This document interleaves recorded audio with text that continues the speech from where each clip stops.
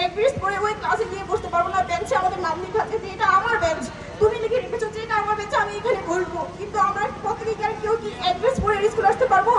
আসতে পারবো না, হয়তো আসতে পারবো, কিন্তু শর্মির ম্যামের বাংলা বিভাগের যে ক্লাসটা আছে ম্যাম ক্লাস করাবেন, কিন্তু আমাদের জায়গায় অন্যজন থাকবে, কিন্তু আমি নামক মানুষটা থাকবো না। আমি আমার সকল শিক্ষকদের দেখবো, এই স্কুল থেকে যাওয়ার পরে আমি আমার শিক্ষকদের দেখবো, কিন্তু তোমাদের মধ্যে অনেকের সাথে আমার কখনই দেখা হবে না। এটা আমার অনেক খারাপ লাগতেছে জানো। হয়তো তোমাদের অনেকের সাথে মোবাইলে আমার কথা হবে, কিন্তু মোবাইলের মধ্যে কথা হলেও এটা একটা দ্রুত থেকে যায়, তোমাদের কারোর সাথে কখনই আর দেখা হবে না। যদি কখনো তোমাদের মনে কারো আমার কষ্ট দিয়ে থাকে আমাকে মাফ করে দিও। আর শিক্ষকদের ক্ষেত্রে আমি একটা কথা বলবো, শিক্ষকরা আমার জীবনে অনেক ভূমিকা রাখছে, কেননা তারা আমাকে ভালো মানুষ হয়ে দেখেছে। হয়তো আমি ভালো, আমার জীবনে আমি বলি আমার জীবনে স্বপ্ন ছিল না, এক স্বপ্ন নাই বললেই থাকতো। আমি কেমন ছিলাম সেটা জানি না, কিন্তু আমার একজন শিক্ষক অনুপ্রেরণামূলক কথা বলেছিলেন। আমার প্রত্যেকটা শিক্ষক আমাকে দিক নির্দেশনা দিয়েছেন, যার কারণে আমি এখন স্বপ্ন দেখি যে ভালো মানুষ হবো। তার কারণে আমি আমার শিক্ষকদের অনেক ধন্যবাদ জানাই। এর কারণে আমার শিক্ষকদের ছেড়ে যেতে মন চাইতেছে না, বাট আমি কলেজ লাইফে যেতে চাই, পড়ালেখার যে প্রতিটা ডিগ্রি আছে অর্জন করতে চাই। কিন্তু বিশ্বাস করো তোমাদের মতো ফ্রেন্ড আমি কখনোই পাইবো না। প্রত্যেকটা মানুষের জীবনে দুঃখ কষ্ট থাকে, সেই ক্ষেত্রে আমার ফ্রেন্ডরা আমাকে অনেক শান্তি দিয়েছে। বিশেষ করে আমি যখন 10ম শ্রেণীতে পড়ি, তখন আমি আমার ফ্রেন্ডদেরকে নতুন করে বুঝেছি, তারা আমাকে অনেক ভালোবাসা দিয়েছে। তাদের মধ্যে আমি যা কিছু পাইছি আমার মনে হয় না যে আমি কলেজে যাওয়ার পর ওই ফ্রেন্ডদের কাছ থেকে ওইটা পাইবো, কেননা ওইখানে ভিন্ন ভিন্ন স্কুল থেকে মানুষ আসবে, ভিন্ন সবাই মানুষ, আমি জানবো না সে কেমন। কারণ আমি আমার শিক্ষকদের থেকে শিখেছি যে তুমি জীবনে চলাফেরা করবা ওই মানুষের সাথে যে তোমাকে ভালো দিক দেখাই দিবে। তো সুতরাং ওইখানে অনেক মানুষ আসবে, সবার সাথে আমি চলাফেরা করতে পারবো না, কিন্তু তোমাদেরকে আমি চিনে নিয়েছিলাম, তোমাদের সাথে আমার একটা সম্পর্ক গড়ে উঠছে। কিন্তু তারপরও তোমাদেরকে ছেড়ে কেন যেন আমার চাইতে একেবারেই মন চাইতেছে না। হ্যাঁ যাবো, আমি কলেজ লাইফে যাবো, আমি আগ্রহী কলেজ লাইফে যাবো। অনেক ক্ষেত্রেই এটা হবে, কেননা আমরা এই স্কুলে 5টা বছর কাটিয়েছি। যেহেতু এই স্কুল 5টা বছর কাটিয়েছি, এই স্কুলের প্রত্যেকটা আঁচ কাছে আমাদের স্মৃতি জড়িত আছে, এবং আমরা যখন একা থাকবো এই স্কুলের বিভিন্ন যে কাজকর্ম আমরা করেছি ওইগুলো যখন আমাদের মনে পড়বে তখন অবশ্যই আমাদের কষ্ট লাগবে, এটাই স্বাভাবিক। তারপরেও একটা কথা বলতে চাই, তোমরা যেখানে থাকো, আমার সবারকে উদ্দেশ্যে বলছি, তোমরা যেখানে থাকো ভালো থেকো। আজ শিক্ষা জীবনের একটি অধ্যায় সমাপ্ত করে পরের আরেকটি অধ্যায় পা রাখবো, এই উদ্দেশ্যে আমরা সকলেই রওনা দেব।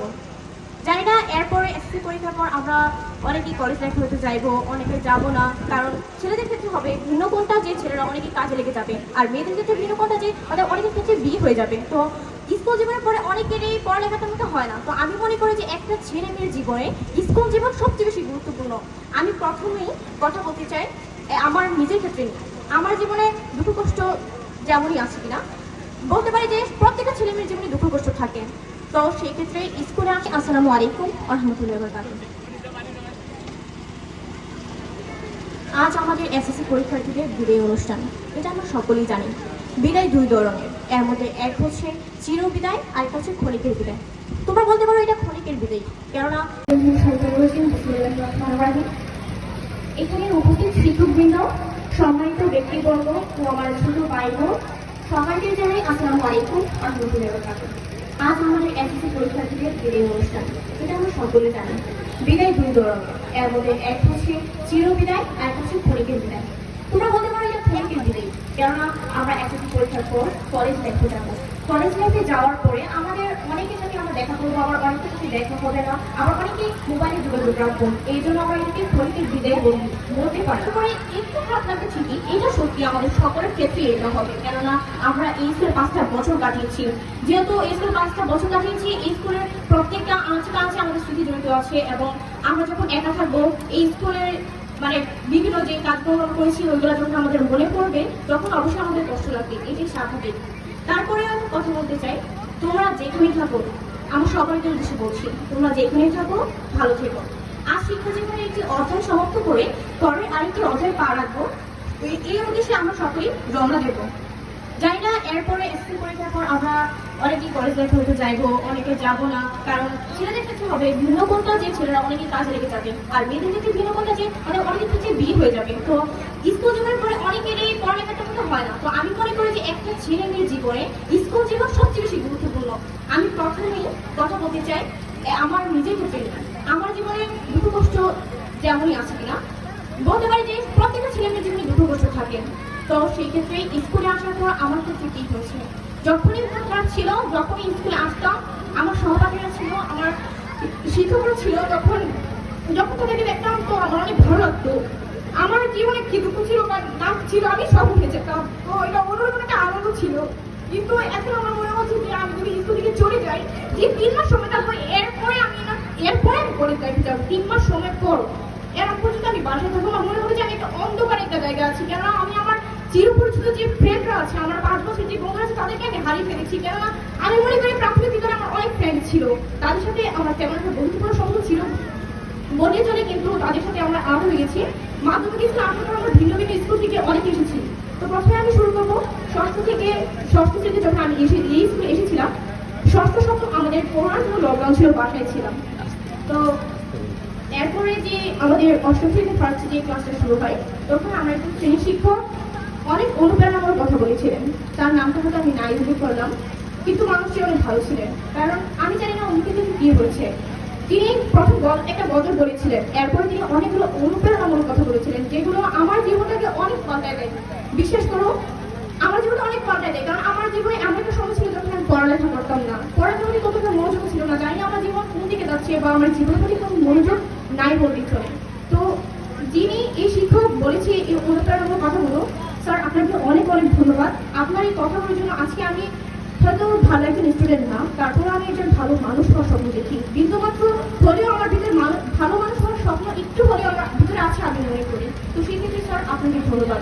আর অন্যান্য শিক্ষকদের কথা যদি আমি প্রথমে বলি, শিক্ষকরা, আমি জীবনে প্রথমে একটা কথা বলতে চাই, আমি যে আমার জীবনে ফ্রেন্ড পেয়েছি কিন্তু বেস্ট ফ্রেন্ড পাইনি। কিন্তু আমি যদি বলি যে আমার বেস্ট ফ্রেন্ড কারা, প্রথমে বলবো সেটা আমার শিক্ষক। আমি যা বলছি সত্যি বলছি, কারণ আমি মনে করি জীবনে ভালো মন্দ সেই যে ভালো মন্দের দিকটা দেখায় দেয়। সেই ক্ষেত্রে আমার শিক্ষকরা অনেক ভূমিকা রাখছে। আপনাদেরকে অনেক ধন্যবাদ, কেননা আপনারা আমাকে ভালো মন্দের দিক দেখাই দিচ্ছেন। আমার এটা ভাবতে অনেক কষ্ট লাগতেছে যে আপনাদের সাথে ছিলাম, আপনারা এত আমার কাছের মানুষ ছিলেন, আপনারা স্নেহ মমতা দিয়েছেন, আমি যার কাছে যেটা পাই নাই আপনাদের কাছে পেয়েছি। আজকের বিদের মাধ্যমে আমি আপনাদের ছেড়ে চলে যাবো। যখন স্কুল জীবনে ছিলাম, আজকে মনে কর আমি এই আইপিকে থেকে তাদের সমস্যা আসতে পারবো না, আসতে পারবো বা স্কুল ড্রেস পরে আসতে পারবো না। সকাল 10টা বাজে আমার স্কুলে আসতে হবে, ক্লাসে যেতে হবে, স্যার পড়া শেষ করে নাই, একটা মনে আতঙ্ক থাকে, একটা ভয় থাকে যে স্যার আমাকে বকা দিবে। তো এটার মধ্যে একটা ভালো লাগা আছে, এটার মধ্যে একটা আনন্দ আছে, না আমাকে পড়তে হবে, স্যারকে খুশি করতে হবে। তো ওইটা স্কুল জীবনে গেলে আর হবে না। কারণ আমি বলি যে কলেজ লাইফে অনেক হাজার হাজার স্টুডেন্ট থাকে, ওই কলেজের শিক্ষকরা প্রত্যেকটা স্টুডেন্টের সমান প্রাধান্য দিতে পারে না। কিন্তু আমাদের যে মাধ্যমিক স্কুল আছে, ওইখানে স্কুলের যে শিক্ষার্থীরা তারা একটা নির্দিষ্ট সংখ্যায় থাকে, যার কারণে শিক্ষকরা সকলকে প্রাধান্য দিতে পারে, অনেক স্নেহমমতা দিতে পারে। সেই ক্ষেত্রে আমার শিক্ষকরা আমাকে অনেক স্নেহমমতা দিয়েছে। আমরা আপনাদের শাসনের মধ্যে যখন ছিলাম, তখন হয়তো আমাদের অনেকের কাছে আপনাদের ওই শাসনগুলো ভালো লাগতো, আবার অনেকের কাছে বিরক্ত লাগতো, এটাই স্বাভাবিক। কিন্তু আমি বলবো যে আপনাদের এই শাসনগুলো আজকে আমাকে ভালো মানুষ হওয়ার পথ দেখায়, যার কারণে আমি আপনাদেরকে মনের অন্তঃস্থল থেকে ধন্যবাদ জানাচ্ছি। প্রথমে আমি আরেকটা কথা বলতে চাই আমার সহপাঠীদের নিয়ে। তোমাদের সাথে যখন ষষ্ঠ সপ্তমে দেখা হয়েছিল, হয়তো তেমন একটা সম্পর্ক ছিল না, করোনার কারণে বাড়িতে ছিলাম, লকডাউন ছিল। কিন্তু যখন অষ্টম শ্রেণীতে পড়ি, তখন তোমাদের সাথে আমার অনেক ভালো একটা সম্পর্ক হয়। অষ্টম নবম দশম তোমাদের সাথে আরো ভালো সম্পর্ক হয়। আমি বিশ্বাস করে তোমাদেরকে ছেড়ে, আমার শিক্ষককে ছেড়ে আমার এখন যেতে মন চাচ্ছে না, কেন জানি মন বলছে যে না তাদেরকে ছেড়ে যেও না। কিন্তু আমি কলেজ লাইফে যাওয়ার জন্য অনেক আগ্রহী, কিন্তু তোমাদেরকে ছেড়ে আমি যে চলে যাবো এটা আমার অনেক খারাপ লাগছে। আমি জানি কলেজ লাইফে গেলে আমার অনেক ফ্রেন্ড হবে, কিন্তু তোমাদের মতো হবে না। কারণ কলেজ লাইফে যাওয়ার পরে যে ফ্রেন্ডরা থাকে তারা সারা জীবন পাশে থাকে, কিন্তু মাধ্যমিক স্কুলে যে ফ্রেন্ডরা থাকে তারা সারা জীবন পাশে থাকে। যেমন আমি প্রাথমিক বিদ্যালয়ে পড়ে এসেছি, ওইখানে অনেক ফ্রেন্ড ছিল, কিন্তু তারা এখন আমার কাছে নেই। কিন্তু মাধ্যমিক স্কুলে তোমরা আছো, তোমাদের সাথে আমার সম্পর্ক থাকবে, কিন্তু আর কখনোই আমার অ্যাড্রেস পরে এই স্কুলে আসতে পারবো না, অ্যাড্রেস পরে ওই ক্লাসে গিয়ে বসতে পারবো না, বেঞ্চে আমাদের নাম লিখে আছে যে এটা আমার বেঞ্চ, তুমি লিখে রেখেছো যে এটা আমার বেঞ্চে, আমি এখানে বলবো। কিন্তু আমরা প্রত্যেকে কেউ কি অ্যাড্রেস পরে স্কুলে আসতে পারবো? আসতে পারবো না, হয়তো আসতে পারবো, কিন্তু ছোটদের বাংলা বিভাগের যে ক্লাসটা আছে, ম্যাথ ক্লাস করাবে, কিন্তু আমাদের জায়গায় অন্যজন থাকবে, কিন্তু আমি না মানুষজন থাকবো না। আমি আমার সকল শিক্ষকদের দেখবো। এই স্কুল থেকে যাওয়ার পরে আমি আমার শিক্ষকদের দেখবো, কিন্তু তোমাদের মধ্যে অনেকের সাথে আমার কখনই দেখা হবে না, এটা আমার অনেক খারাপ লাগতেছে। কেন হয়তো তোমাদের অনেকের সাথে মোবাইলে আমার কথা হবে, কিন্তু মোবাইলের মধ্যে কথা বলবে এটা একটা দ্রুত থেকে যায়, তোমাদের কারোর সাথে কখনই দেখা হবে না। যদি কখনো তোমাদের মনে কারোর কষ্ট দিই, তো কি আমাকে মাফ শিক্ষকদের ক্ষেত্রে আমি একটা ভূমিকা করবো। শিক্ষকরা আমার জীবনে অনেক ভূমিকা রাখছে, অনেক ভূমিকা রাখছে। কেননা তারা আমাকে ভালো মানুষ করে দেখেছে। হয়তো আমি ভালো, আমার জীবনে আমি বলি আমার জীবন স্বপ্ন ছিল, এক স্বপ্ন নাই বলতেই থাকতো। আমি কেমন ছিলাম সেটা জানি না, কিন্তু আমার একটা শিক্ষক অনুপ্রেরণার কথা বলেছিলেন। আমার প্রত্যেকটা শিক্ষক আমাকে দিক নির্দেশনা দিয়েছেন, যার কারণে আমি খুব স্বপ্ন দেখি যে ভালো মানুষ হবো। যার কারণে আমি আমার জীবনে অনেক ধন্যবাদ জানাই। এর কারণে আমার শিক্ষক কাছে ডেকের মধ্যে একটা সেবা, বাট আমি কলেজে আমি যেতে চাই। পড়ালেখার যে প্রতিটা দিকে আছে অর্জন করতে চাই, কিন্তু বিশ্বাস করো তোমাদের মতো ফ্রেন্ড আমি কখনোই পাই না। প্রত্যেকটা মানুষের জীবনে দুঃখ কষ্ট থাকে, সেই ক্ষেত্রে আমার ফ্রেন্ডরা আমাকে অনেক সান্ত্বনা দিয়েছে। বিশেষ করে আমি যখন 10ম শ্রেণীতে পড়ি, তখন আমি আমার ফ্রেন্ডদেরকে নতুন করে বুঝেছি, তারা আমাকে অনেক ভালোবাসা দিয়েছে। তাদের মধ্যে আমি যা কিছু পাইছি, আমার মনে হয় না যে আমি কলেজে যাওয়ার পর ওই ফ্রেন্ডদের কাছে কোনটা পাইবো। কেননা ওইখানে ভিন্ন ভিন্ন স্কুল থেকে মানুষ উঠবে, ভিন্ন ভিন্ন সবাই মানুষ, আমি জানবো না সে কেমন। কারণ আমি আমার শিক্ষকদের থেকে শিখেছি যে তুমি জীবনে চলাফেরা করবা ওই মানুষের সাথে যে তোমাকে ভালো দিক দেখাই দিবে। তো সুতরাং ওইখানে অনেক মানুষ আসবে, সবার সাথে আমি চলাফেরা করতে পারবো না, কিন্তু তোমাদেরকে আমি চিনে নিয়েছিলাম, তোমাদের সাথে আমার একটা সম্পর্ক গড়ে উঠছে। কিন্তু তারপরে তোমাদেরকে ছেড়ে কেন জানি আমার চাইতে একদিনে মন যেতেছে না। যাবো, আমি কলেজ রেখে যাবো, আমি আগ্রহী কলেজ রেখে যাওয়ার জন্য, কিন্তু দয়া করে আমাকে ভুলে যাই না, কখনই ভুলে যায় না।